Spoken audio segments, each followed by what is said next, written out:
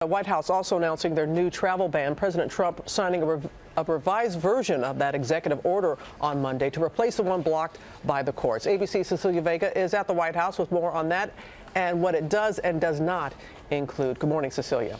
Robin, good morning to you. Critics like the ACLU are already promising to fight this new one in court. Even with all of these changes, they are still calling this a de facto Muslim ban. But the White House says it is confident this one will stand up to any legal challenges.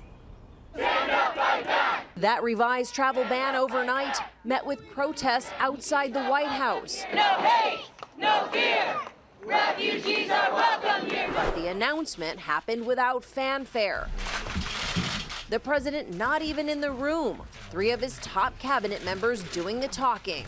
To our allies and partners around the world, please understand this order is part of our ongoing efforts to eliminate vulnerabilities that radical Islamist terrorists can and will exploit for destructive ends. And not taking questions. The White House instead releasing this photo of the president signing the new executive order in the Oval Office. The revision coming after a series of delays. But now the administration addressing many of the red flags raised by the courts and critics, including removing Iraq from the list of banned majority Muslim countries. Iraq is an important ally in the fight to defeat ISIS. Other changes? There is no longer an indefinite ban on refugees from Syria and no protections for religious minorities like Christians. The White House now rescinding the original order stalled in the courts. But counselor to the president, Kellyanne Conway, says that doesn't mean the first one was blundered. Is the fact that you're rescinding the first one an admission that it didn't go as well as it could have? What we're saying is we're not going to wait for the year-plus labyrinth process of the legal system to vindicate on the merits this particular executive order. Why wait when the country's safety is at hand is the calculation. Now, one other big difference with this new travel ban, the president said the first one had to be implemented immediately because the nation's security was at risk. But this new order doesn't take effect for 10 days. The White House says that is to give agencies the time to implement this. Robin, of course, that comes after that botched rollout of the first one. Yes, it does. And Cecilia, let's talk about Dr. Ben Carson and what he said when addressing HUD employees yesterday. He made this reference to slavery and immigration.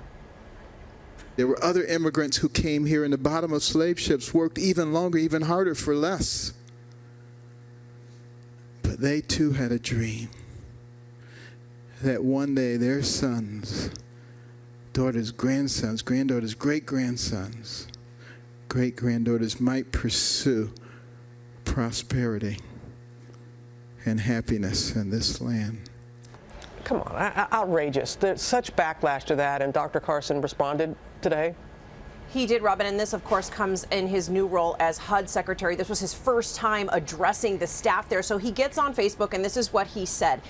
Quote, "The slave narrative and immigrant narrative are two entirely different experiences. The two experiences should never be intertwined." Trying to clarify, Robin, but maybe not doing as much as some would have liked. Yeah. All right, Cecilia, thank you very much. It is. You know, when I heard about this yesterday, I was like, well, let me go on and see for myself, because I don't want to be taken out of context. And when you see him addressing these employees for the first time, he made quite an impression. Yeah, the idea that slaves were brought here to pursue a dream.